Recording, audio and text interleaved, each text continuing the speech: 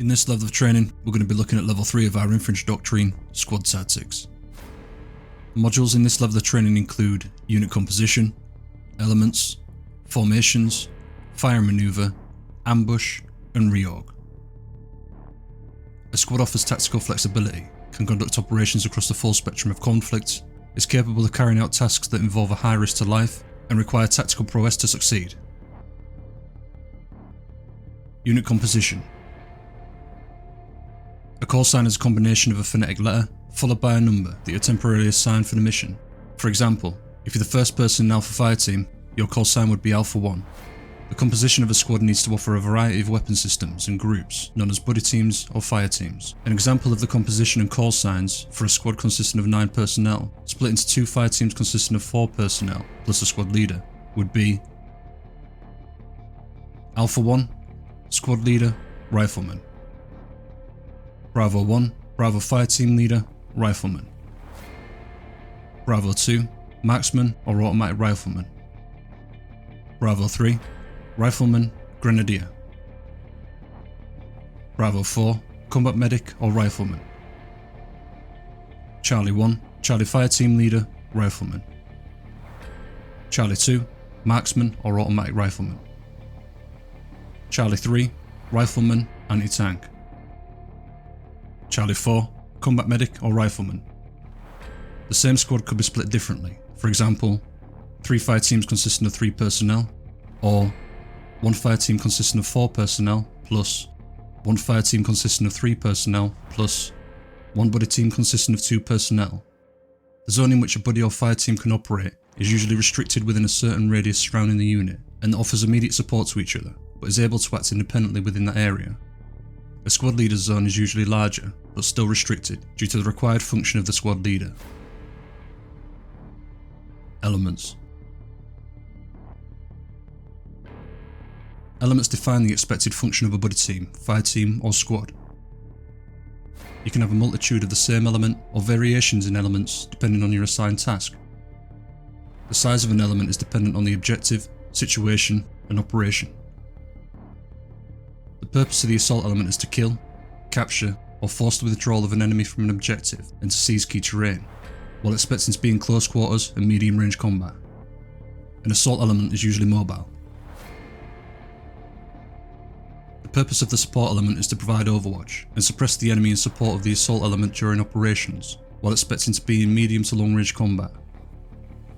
The support element is usually stationary.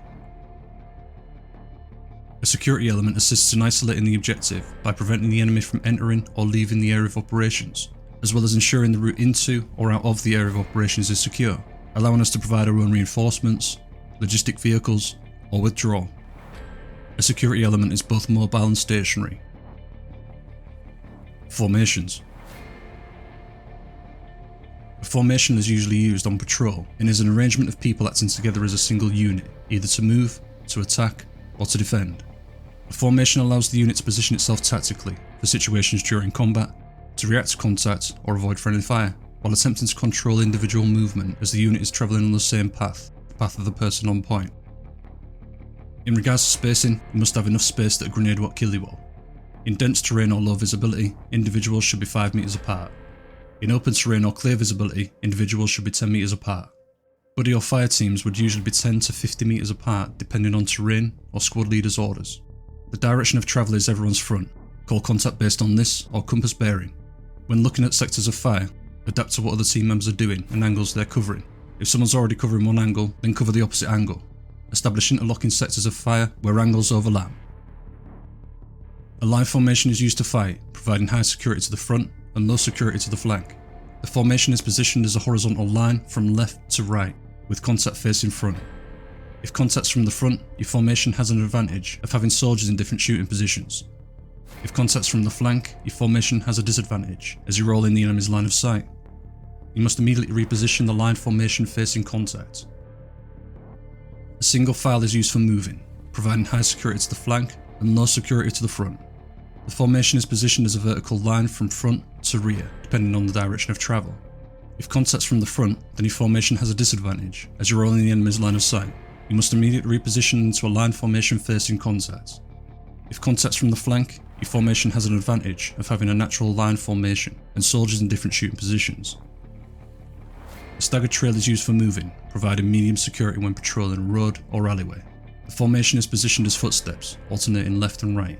Depending on where contact is, your formation has an advantage of having a wider view to the front and clear shooting lanes when compared to a single file. If contact's from the front, then your formation has a disadvantage, as half of you are in the enemy's line of sight. You must immediately reposition into a line formation facing contact. In the event that a staggered trail falls into an ambush, everyone on the left hand side breaks a line to the left, and everyone on the right hand side breaks a line to the right. An echelon is a hybrid formation, used for fighting and moving, providing high security to the front and flank, and low security on the angle where a natural single file is created. An echelon right is positioned as a diagonal line from front left to rear right, and is used when we expect contact to be on our front, front right, or right. If contact's from the front, oblique, or flank angle, your formation has an advantage of having soldiers in different shooting positions. If contact's from the direction a natural single file is created, your formation has a disadvantage, as you're all in the enemy's line of sight. You must immediately reposition into a line formation facing contact. A wedge is a hybrid formation, used for fighting and moving, providing high security all around. The formation is positioned as a triangle facing forwards, with an extra unit on the left for a wedge heavy left, or right for a wedge heavy right. If contact's from any direction, your formation has an advantage of having clear shooting lanes and easy manoeuvrability when transitioning to another formation. A wedge formation has no significant disadvantages, and because of this, is the most common formation used in the military. Fire and Manoeuvre. If you're on Overwatch, you'll provide Overwatch by holding position and looking at, looking in front of, and looking around your team for potential danger areas or threats. You're responsible for providing all-round security and support by fire. Your team is vulnerable when they've moved out of cover and are sprinting, reducing their time to react to contact. The time it takes to acquire a target for someone on Overwatch is lesser than it is for someone reacting to contact. Traditionally, bounding is called successive bounding Overwatch, but for ease of use, we'll call it bounding. Bravo will move whilst Charlie provides Overwatch. When Bravo's in position, they'll call Bravo set and provide Overwatch. Charlie will catch up to Bravo, essentially reperforming a line formation and call Charlie set. Traditionally, a leapfrog is called alternative bounding Overwatch, but for ease of use we'll call this a leapfrog. Bravo will move while Charlie provides Overwatch. When Bravo's in position, they'll call Bravo set and provide Overwatch. Charlie will move past Bravo, essentially moving like walking footsteps, and call Charlie set. In order to peel, we'll leapfrog either left or right, essentially reperforming a line formation facing contact. When the person currently moving moves behind the person who will be next to move, you must call their name last man. When the person currently moving reaches position, they'll call their name set. This allows you to move left or right while maintaining Overwatch and support by fire. Bounding and leapfrog techniques are not limited to only being used while advancing forward, but also apply when retreating. When retreating, you'll face 180 degrees behind you, away from contact. You'll then move to the next piece of cover in front of you. Once you've reached that piece of cover, rotate 180 degrees again, facing contact, and provide Overwatch. Ambush.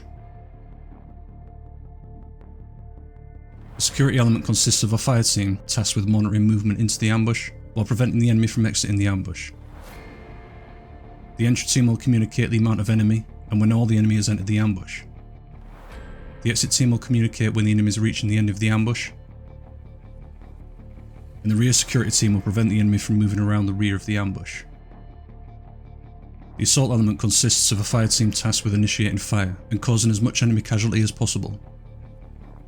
A trigger line is established, indicating when to open fire. A kill box is established on terrain that is designed to restrict movement, offers a little to no cover, and is not favourable for the enemy when occupied. A deliberate ambush is used when sufficient intelligence on the enemy's direction of travel has been gathered. A rear security team is not required. A snap ambush is used when sufficient intelligence on the enemy's direction of travel has not been gathered. A rear security team is required. A near ambush is positioned near to the enemy, and the purpose of a near ambush is to destroy all enemy personnel. A far ambush is positioned far from the enemy, and the purpose of a far ambush is to demoralise, harass, and disrupt the enemy from freely conducting their operations. A linear ambush is a line formation, offering a large volume of fire to the ambush, and is used in conjunction with a deliberate ambush. A T-shaped ambush is used to prevent the enemy from moving around the rear of the ambush, and is used in conjunction with a snap ambush. A V-shaped ambush is used to provide the unit with 2 angles of fire and is positioned on one or either side of the kill box. There's an added risk of crossfire to take into account. An L-shaped ambush is used to place a specific weapon system facing the main force of the enemy and is used in conjunction with a near ambush. There's an added risk of crossfire to take into account. An RP is short for rendezvous point.